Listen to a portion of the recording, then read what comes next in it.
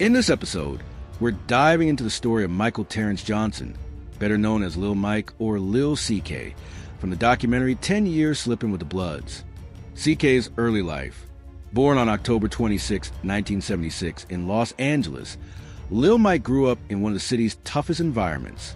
From an early age, the harsh realities of his neighborhood led him into gang life.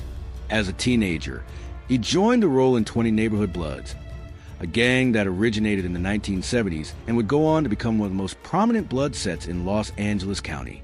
With that notoriety came many enemies, including powerful rival sets like the Rollin 30s and Rollin 40s Crips.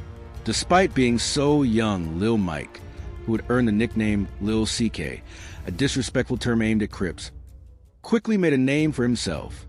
He didn't hang around with kids his own age. Instead, he rolled with older, more experienced gang members who took him under their wing.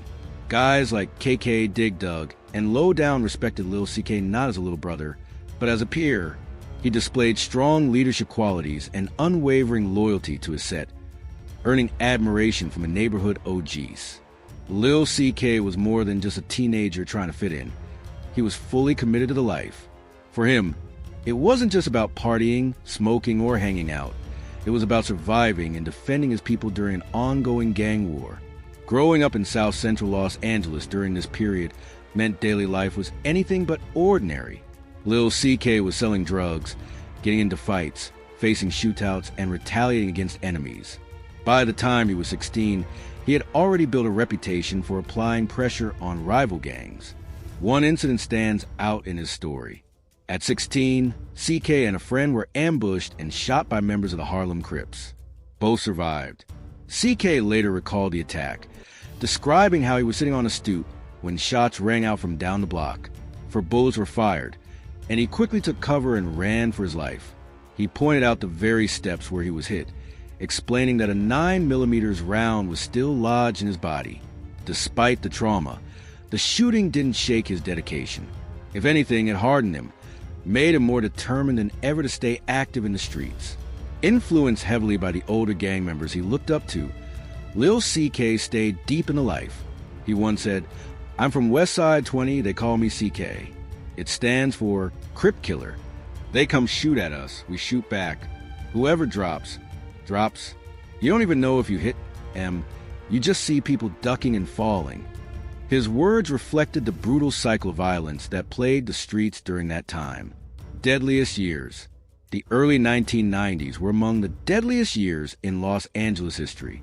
In 1992 alone, the city recorded over 2,500 homicides. The infamous Rodney King beating and subsequent LA riots threw the city into chaos. Even temporary gang truces did little to stop the violence. Just getting through the day was a fight for survival. In that environment, Lil CK was living a life where every moment could be his last.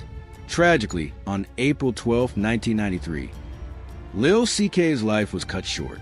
The details of what happened vary, but many accounts suggest that members of the Rollin 20 Bloods had robbed some Rollin 30 Crips, sparking retaliation. On that day, Lil CK and KK were spotted by Crip members seeking revenge, and it ended with CK being gunned down. Those who knew him still remember his smile, his energy. "I keep seeing Mike's face, man with a smile on it. You know how Mike is." A friend once said, "They just killed him, man. He was still so young. He still had a chance." That was a reaction from one of CK's close friends after Lil Mike, also known as CK, was gunned down. In a world overflowing with violence, especially within the gang life, the loss of someone like Mike hit hard. "I don't even know what's going on anymore," the friend said, overwhelmed.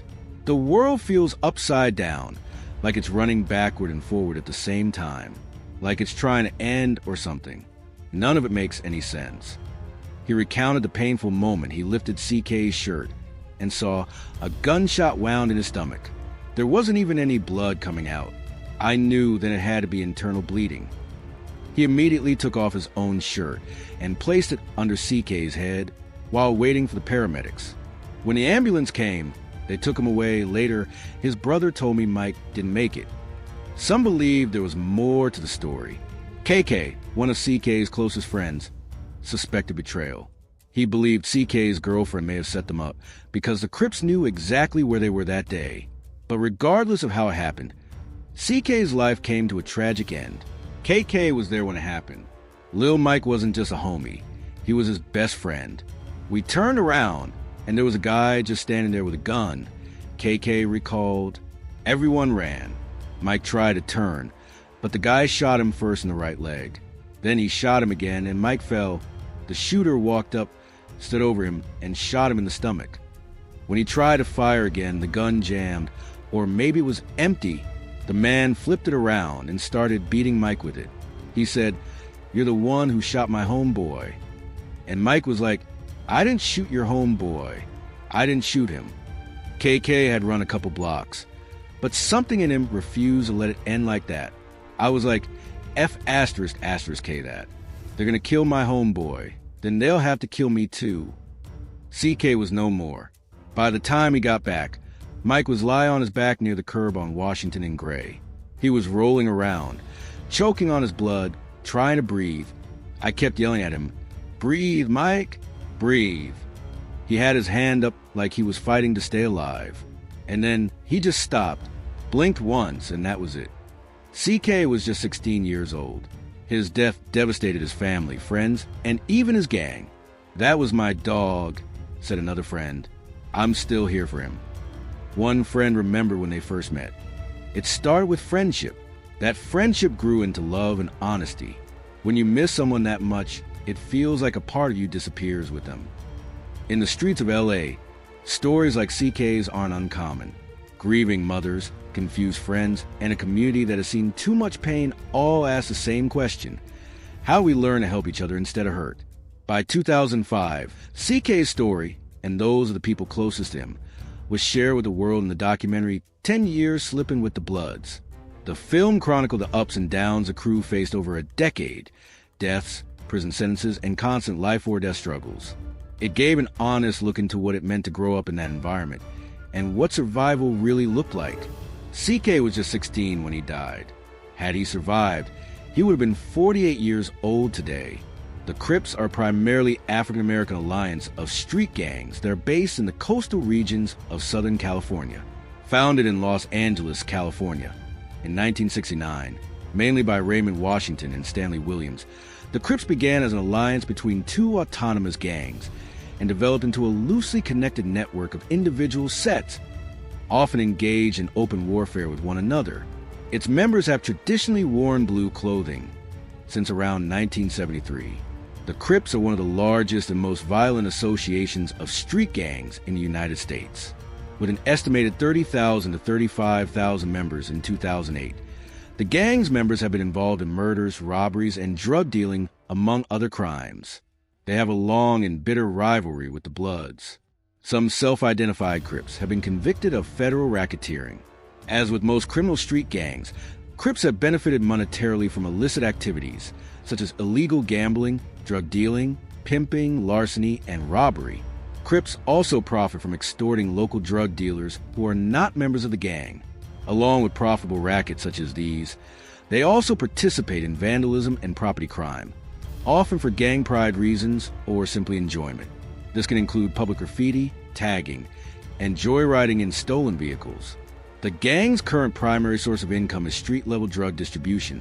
However, many Crip members also make notable amounts of funds from the black market sale of illicit firearms.